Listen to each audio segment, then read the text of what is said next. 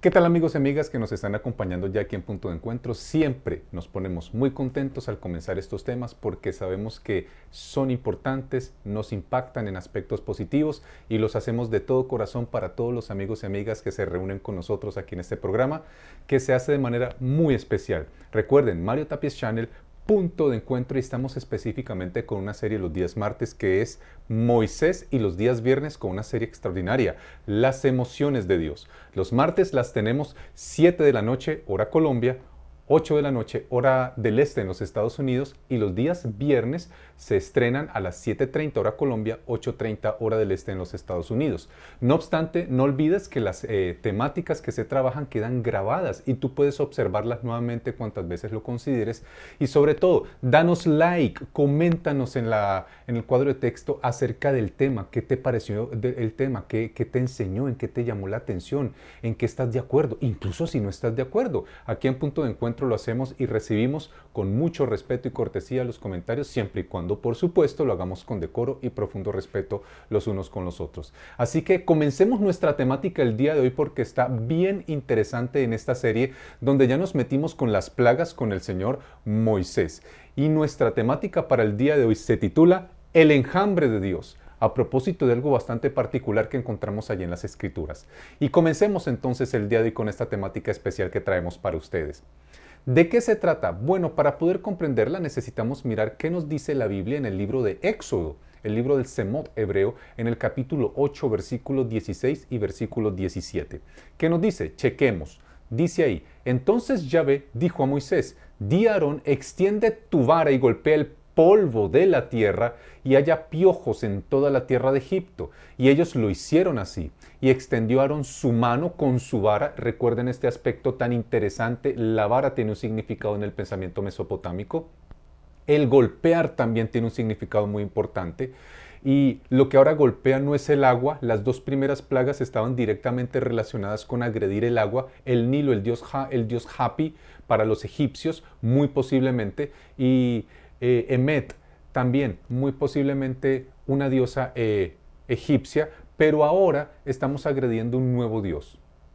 Seket, perdón, la diosa Seket. Dije Emet, Emet es verdad en hebreo. Lo siento. Muy bien. Ahora lo que pasa aquí es que se está agrediendo ya no el agua, sino el suelo, la tierra. Y esto tiene una connotación muy importante. En un ratito lo vamos a ver. Dice en el versículo 17, en la parte final, que se tornaron piojos entonces que empezaron a agredir y a generar mucho fastidio en los hombres y en los animales, en las bestias.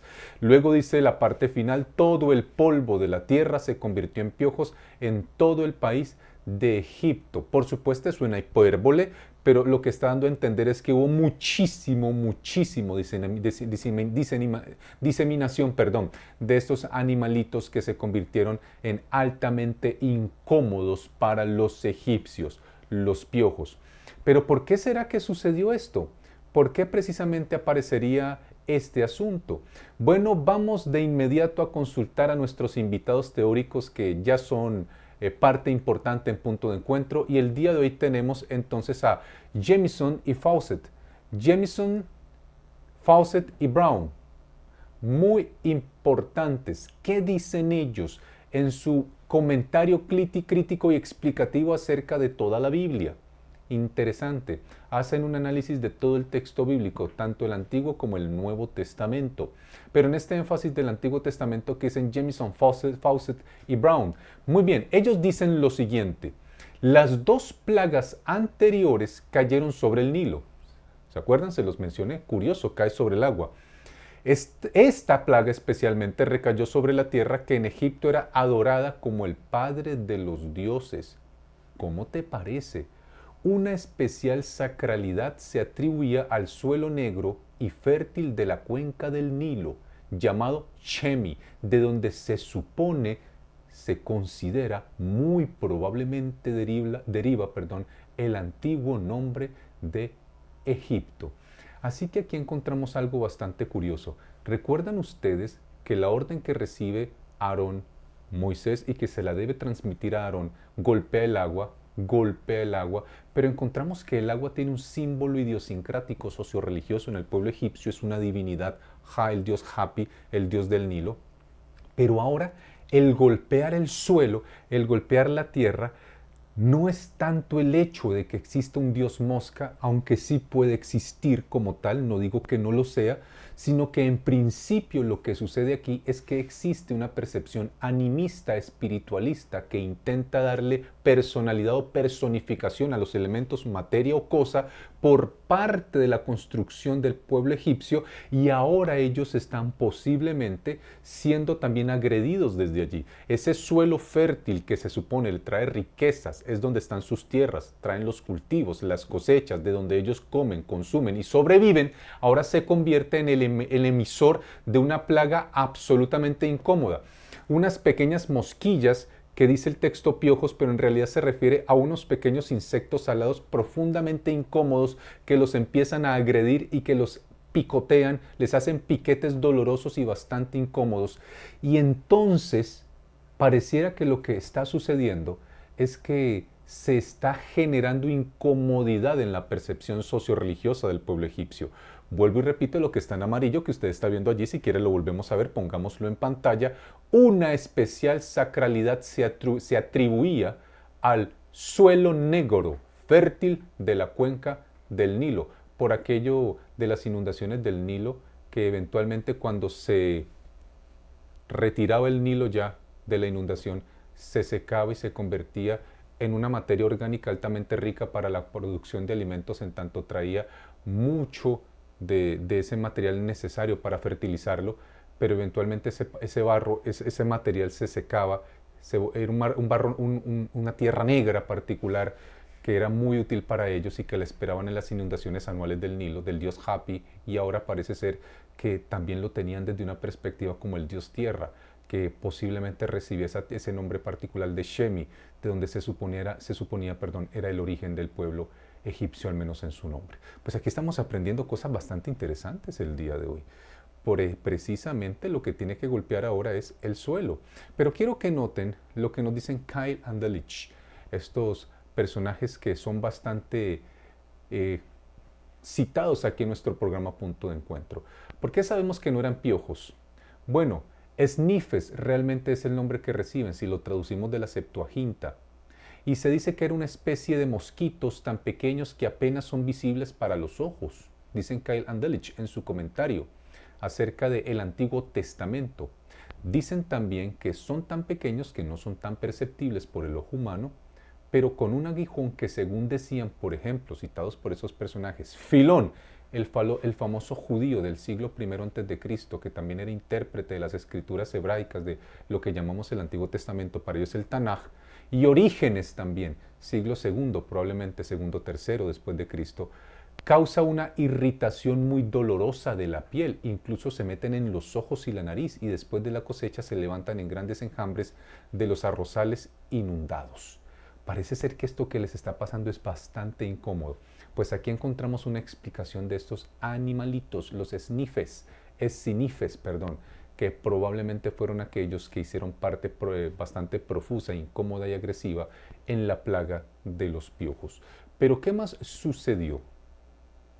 Dice el texto en el libro de Éxodo, en el capítulo 8, verso 18 al 19, que sucedió algo particular. Los magos egipcios no se quedaron quietos, y es aquí a continuación donde sucede algo que quiero compartir con ustedes, donde nos vamos a concentrar. Ojo, no te me vayas a dormir. Y los magos intentaron sacar los piojos con sus encantamientos. Recuerden que el señor faraón tenía una cohorte bastante grande de magos y de adivinos y de diferente tipo de sacerdotes cúlticos a diversas divinidades egipcias. Pero pasa algo curioso. A diferencia de las anteriores plagas, las dos primeras, que eran el agua en sangre en todas las vertientes egipcias, especialmente el Nilo, y luego la plaga de las ranas, pudo ser duplicada. Pero en esta tercera plaga, donde aparecen los esinifes, los piojitos, los animales alados, que no propiamente son los piojos que conocemos, pero que son bastante fastidiosos y que generan mucho escozor en su picadura, dice que intentaron sacar los piojos con sus encantamientos. Ellos también intentaron generarlos, pero no les fue posible, no pudieron. Hubo entonces piojos sobre los hombres y sobre las bestias, generando tanto dolor, escozor, malestar, incomodidad y agresión en animales y en seres humanos. Entonces pasa algo particular en el verso 19.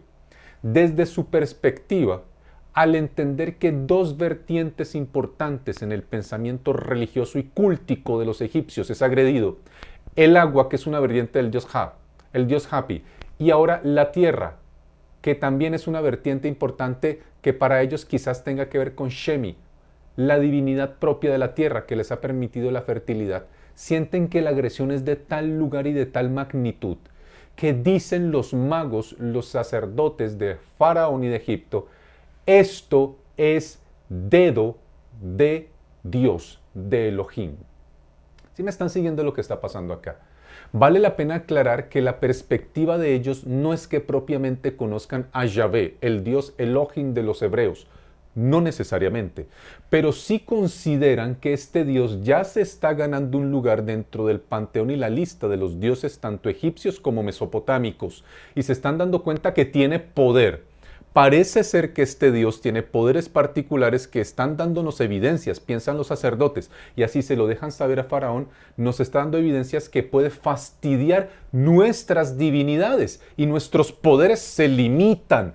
A menos que un Dios superior hiciera esto, nos toca decir esto. Esto es dedo de Dios, es particular. Entonces es cuando empieza a mostrarse el primer quiebre teológico conceptual de los sacerdotes egipcios, que eran los grandes colaboradores, pero también quienes le hablaban al oído a Faraón. Empiezan a mostrarle que el asunto ya no era tan fácil ni de soplar botellas como él concebía originalmente. Pero el corazón de Faraón, no obstante a que los sacerdotes son consejeros que le hablan al oído y que le dicen, ojo, lo que está pasando aquí empieza a asustarnos un poco. No es común lo que está sucediendo. Nuestros encantamientos, nuestros hechizos, nuestra quiromancia, nuestra nigromancia, nuestra percepción funciona en ciertos aspectos, pero en este momento parece ser que no está dando los frutos que pareciera. Dedo de Elohim es este, de un Dios. ¿Quién será ese? Parece ser que Moisés sí trae en su agenda un Dios particular que deberíamos tener cuidado con él. Sin embargo, la soberbia de Faraón era de tal magnitud que el corazón de Faraón se endureció y no los escuchó. Noten algo curioso. Yahvé le habla a Moisés, Moisés le habla a Aarón. Aarón tiene la tercera incursión directa con una plaga con el señor Faraón. Y ya no es quien lo intenta convencer, ni Moisés a través de Aarón, ni Aarón a Faraón, sino que ahora lo que está sucediendo es que quienes le intentan convencer de que algo atípico, anómalo, o huele malo, es extraño, o no hace parte de su teología, de su percepción conceptual, dicen, esto está raro, Faraón, ten cuidado. Pero se pone soberbio con sus propios hechiceros, con sus propios sacerdotes. Y entonces nos termina el verso 19 diciendo que no los escuchó, tal como Yahvé había hablado. Aquí nos damos cuenta que el problema del estar cerrado psicoemocionalmente, de ser obstinado y de no atender ningún otro tipo de observación en un corazón ensoberbecido, no es relación directa de que Dios le cierre el corazón. Su propia soberbia, su elevado y equívoco autoconcepto de sí mismo en un punto cumbre de un orgullo irreversible, ni siquiera los consejeros que él tiene en palacio los quiere escuchar. Ellos le dicen, be careful, watch out, aquí hay algo extraño, ten cuidado, dedo de Dios es este, y tú no has caído en cuenta. A propósito de ello, sería bueno que tuviéramos en cuenta esta expresión tan interesante que no es la única ocasión que encontramos en las Sagradas Escrituras. Por supuesto, en otro momento quizás querramos trabajarlo por intertextualidad y nos vamos a esos textos bíblicos tan interesantes para analizarlos. Pero el día de hoy yo quisiera traer otro invitado más, de nuestros famosos argumentativos teóricos que nos ayudan a nosotros, y tengo aquí al Dr. Hallow y Younger, quienes ellos en su material muy interesante, saben, les recomiendo este material, se llama El contexto de la escritura, muy interesante. Genial, un material académico de alto nivel. Viene en varios volúmenes con diferentes autores eruditos, tanto en el Antiguo como en el Nuevo Testamento, pero con especial énfasis veterotestamentario en el Antiguo Testamento. El Dr. Hallow y el Dr. Younger nos hacen en el volumen 2, en la página 274 de este material, un análisis curioso del contexto de esta expresión, el dedo de Dios en la percepción mesopotámica, y nos trae a nosotros el imperio asirio para que lo podamos tener en cuenta, muy posiblemente en los días del rey Ashurbanipal. Miren lo que pasa. Nota lo siguiente, estamos hablando de siglo IX, siglo VIII antes de Cristo. Pon atención. Con la poderosa mano de Ashur, que era el patrono divino, la divinidad o la deidad regional de los asirios, mi Señor, caminé seguro en la batalla. Esto es una transcripción específica de una tablilla puntual de este imperio en el siglo VIII antes de Cristo. Ellos hacen la traducción y noten lo curioso que dice la tablilla. Con la poderosa mano de Ashur, mi Señor, caminé seguro en la batalla. Él extendió su dedo contra mis enemigos y los abatió, como cañas quebradas. En el pensamiento mesopotámico antiguo y también egipcio, en ese mundo circunvecino donde compartían mucho de sus cosmovisiones, había trazabilidad, cruce más bien, transversalización más bien de sus pensamientos y criterios en mucho sentido. El dedo significaba poder, el dedo significaba capacidad de abatir, el dedo significaba juicio por parte de la divinidad. Por eso hablan del dedo de Dios, como nos dice aquí en el contexto de las escrituras, el Dr. Hallow y el Dr. Younger, para que lo tengas en cuenta. ¿De dónde salió esto, Mario? Bueno, de material bibliográfico de eruditos hebraístas e indagadores de contextos del antiguo Cercano Oriente, expertos en cultura mesopotámica, pero también egipcia antigua. Y ellos nos dicen a nosotros que entre el siglo VIII, siglo IX, siglo VII antes de Cristo, este concepto del dedo de los dioses o el dedo de Dios, pues también estaba integrado en el pensamiento asirio, específicamente con el dios que le da nombre a este pueblo, el dios Ashur. ¿Cómo te parece? Para que lo tengamos en cuenta, cultura general, muy valioso. Ahí empezamos a darnos cuenta que mucho del lenguaje que encontramos en las escrituras, pues hace parte también de la respuesta psicosocial y cultural del entorno, el dedo de Dios. Muy bien, pero sigamos leyendo lo que nos dice a nosotros el texto. Veamos lo que nos dice ahora el libro de Éxodo en los capítulos 8, verso 20 al 21. Después dijo Yahvé a Moisés, madruga por la mañana. El rey obstinado, grosero, altanero, no escucha ni siquiera a sus mismísimos sacerdotes y magos, profundamente ensoberbecido en su propio concepto. Entonces Yahvé le dice, preséntate ante Faraón.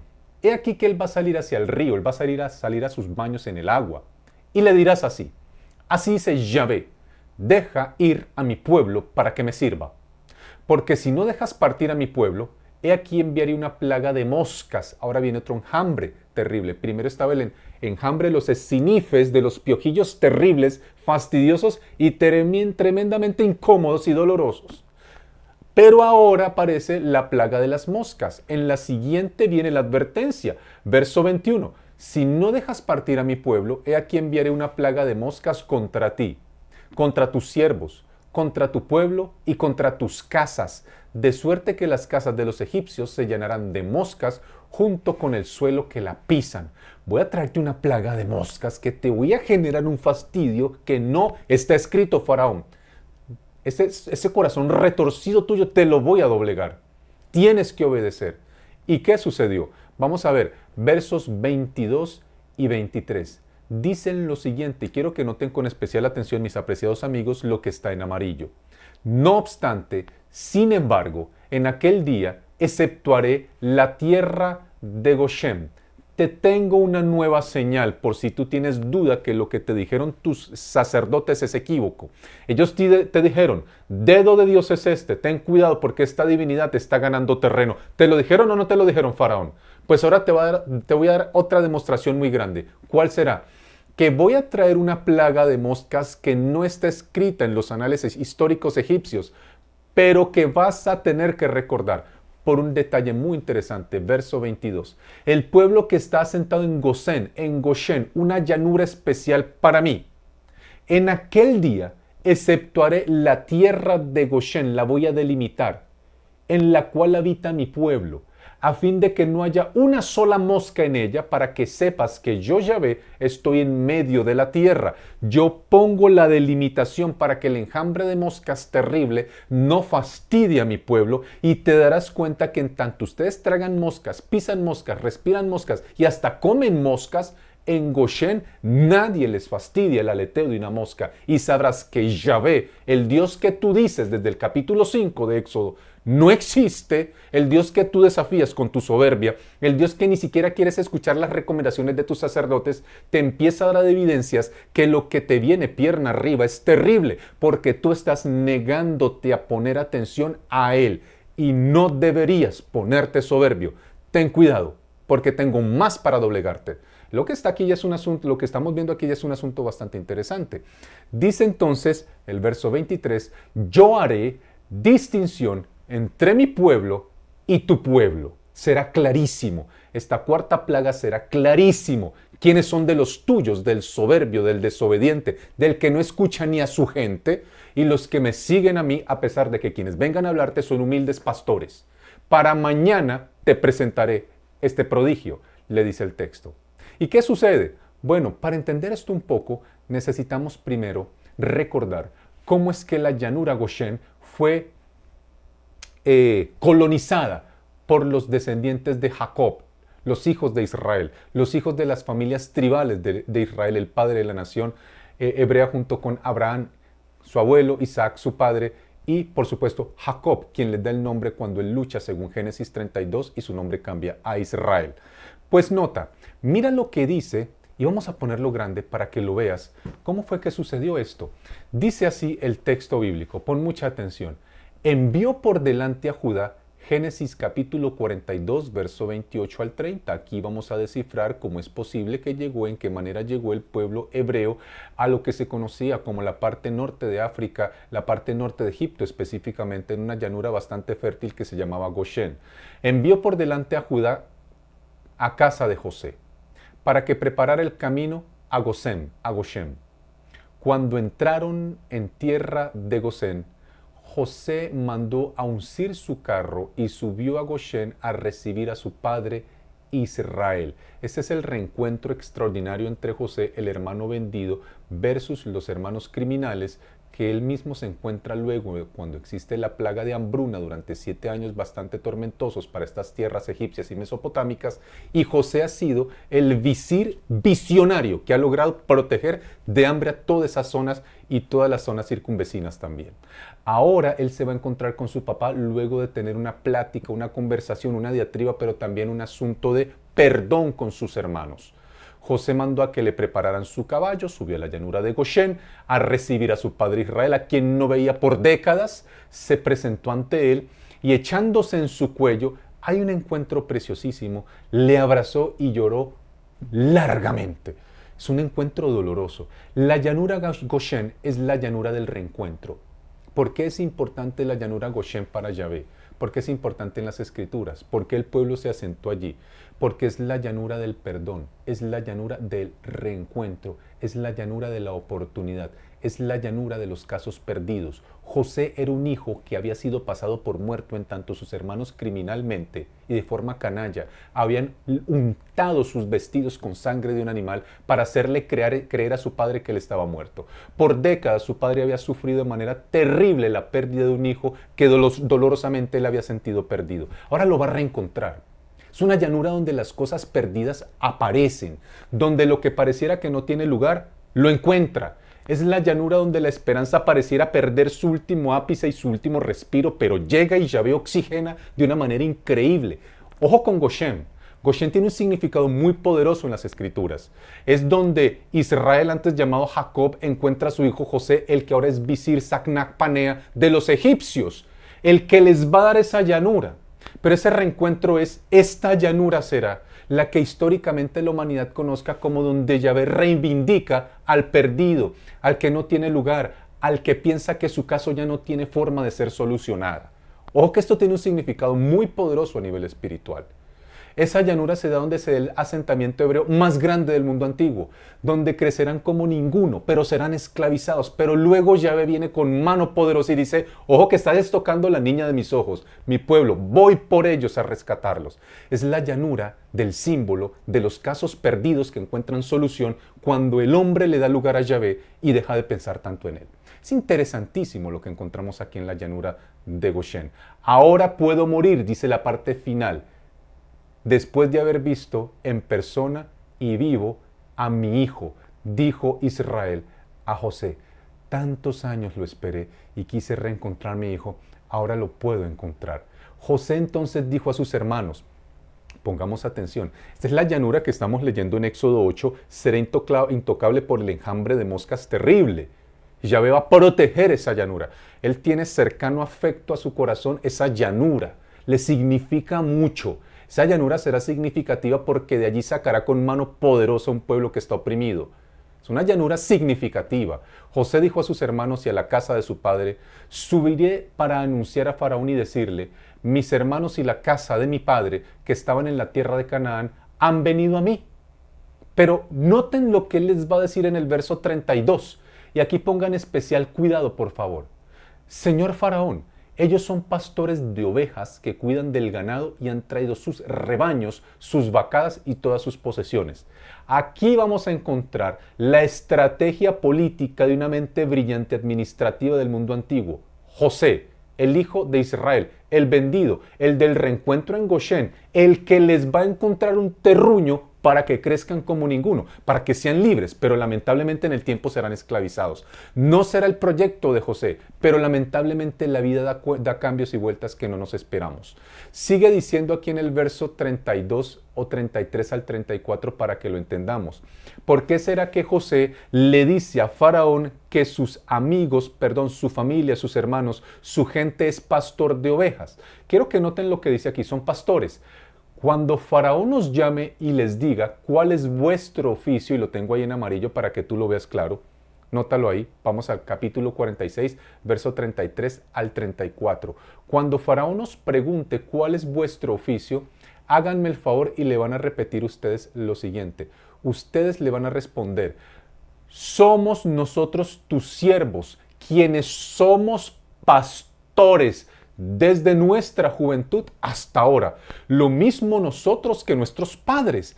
Así podréis vivir, dice José, en la tierra de Gosén. Porque les quiero contar un secreto. En la perspectiva cultural, en el pensamiento social de los egipcios, pero también en la idea mágica conceptual de su religión y su percepción, los pastores de ovejas son abominaciones para los egipcios.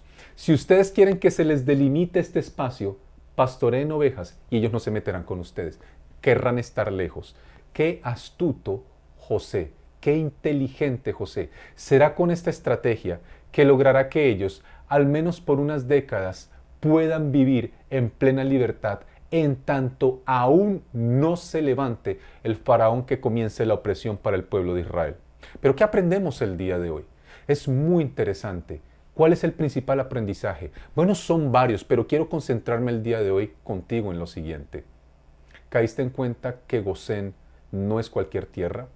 Que la plaga, que es la cuarta de la incursión, transición, moscas, o más bien piojos, los escinifes, o los piojillos que en realidad no son piojos, sino unos insectos que dan piquetes dolorosos y que son agresivos, y que ahora pasa a la transición de la plaga de las moscas. Por primera vez Yahvé les dice, ustedes van a ver cómo yo limpio, delimito y nadie, ni una sola mosca tocará a la tierra de Goshen, porque es cercano al corazón la tierra de Goshen, porque es la tierra de los reencuentros, es la tierra de las oportunidades, es la tierra de los casos perdidos, es la tierra donde sentimos que no hay nada que hacer, pero Yahvé tiene una solución bajo la manga. Es la tierra donde sentimos que lo perdimos todo, pero Yahvé dice, me encontrarás a mí. Es la tierra donde nosotros pensamos que ya no hay forma de lograr ninguna nueva renovación en lo que está, o más bien no encontramos renovación, corrijo, en lo que estamos tratando de hacer. Y Yahvé dice, siempre tengo el poder de hacer las cosas nuevas. Quiero que leas las escrituras y descubras que nunca olvide Goshen, que siempre fueron significativos para mí, que le di inteligencia y astucia a José para que pudiese delimitarla para ellos siglos antes, pero también le di inteligencia y astucia a Moisés para que fuera y él pidiese la libertad de ellos. Y cuando se levantó la cuarta plaga, la plaga de las moscas, yo aclaré, voy a mostrar cuál es la tierra que protejo. Pueden haber moscas, estarán comiendo moscas, respirando moscas y pisando moscas en Egipto, pero habrá una llanura donde nadie, ninguna mosca, insecto los va a fastidiar. La llanura de Goshen, donde José se encontró con su padre que pensaba que nunca tendría la oportunidad de ver vivo a quien pensaba muerto. Yo no sé, mi apreciado amiga o amiga, si hay algún caso en tu corazón que pienses que está muerto o que ya no tiene solución. Es posible, me sucede a mí. Hay cosas que consideramos que ya no hay forma de renovarlas ni arreglarlas, y es probable que hayan sido tan dañadas que no tengan forma de arreglarse. Solo quiero decirte una cosa, hay una agenda increíble que Dios tiene, que supera mis expectativas y mi capacidad de encontrar soluciones, porque soy limitado y torpe, en tanto somos pecadores, pero Dios lo sabe todo. Quiero hoy pedirte, recordarte, solicitarte y sugerirte, si en tu corazón tú consideras que necesitas a este Dios, que este Dios que tiene una llanura de los imposibles y tú quieres hacer parte de ella, ese Goshen simbólico donde tú quieres decir, Señor, libérame también. Señor, en la llanura de los imposibles, donde el Señor José pudo reencontrarse con su padre Jacob, que en su momento ya se llamaba Israel. Yo también tengo un caso emocional, particular, físico, un caso material, un caso especial que no quiero comentar, que no puedo hacerlo, pero que en mi corazón conservo. Muéstrame cómo caminar en esa llanura, muéstrame a creer que tienes poder, muéstrame a esperar en ella, y yo quiero ser parte de lo imposible. Señor, no tengo fuerzas para creer mucho, pero lo poco que tengo te lo quiero poner en tus manos, si es lo que quieres hacer. No porque lo diga Mario ni Punto de Encuentro, sino en tu corazón consideras que vale la pena, te quiero invitar a que oremos. Señor y Dios, gracias por cada enseñanza que nos has dado hoy en este tema, el enjambre de Dios. Te pido que los puntos importantes, valiosos y relevantes sean recordados y que valgan la pena ser duplicados. Pero sobre todo para las personas, damas, adolescentes, caballeros, señoritas, jóvenes, niños, adultos, no sé quién está escuchando este tema, pero quizás consideramos que perdimos algo y que ya no hay manera de que podamos ser renovados, de recuperar o ser restituidos. Señor, enséñanos que tú tienes un Goshen superior a nuestra capacidad de tener expectativas y que nos das todo nuevo cuando creemos en ti. No nos dices que no habrá dolor, pero sí nos dices que si caminamos de tu mano, habrá algo maravilloso más allá de lo que nosotros podemos imaginar. Lo agradecemos en el nombre de tu Hijo. Amén. Mis apreciados amigos, recuerden, tenemos mucho más de las plagas, así que no te los puedes perder. Danos like, coméntanos qué te ha parecido la temática, déjanos saber tus puntos de vista, nos encantaría leerlos. Y por favor también acompáñanos los días viernes a las 7:30 de la noche, hora Colombia, 8:30 de la noche, hora del este, con las emociones de Dios. Hay mucho más Punto de Encuentro, Mario Tapias Channel, Moisés, las series que ahora está con el tema de las plagas y está genial, y las emociones de Dios los días viernes. Así que te esperamos, no te desconectes de nosotros. Por favor, disemina más este link para que muchas personas más nos conozcan y vengan a ser parte de esta experiencia Punto de Encuentro. Nos vemos hasta la próxima. Chao, chao.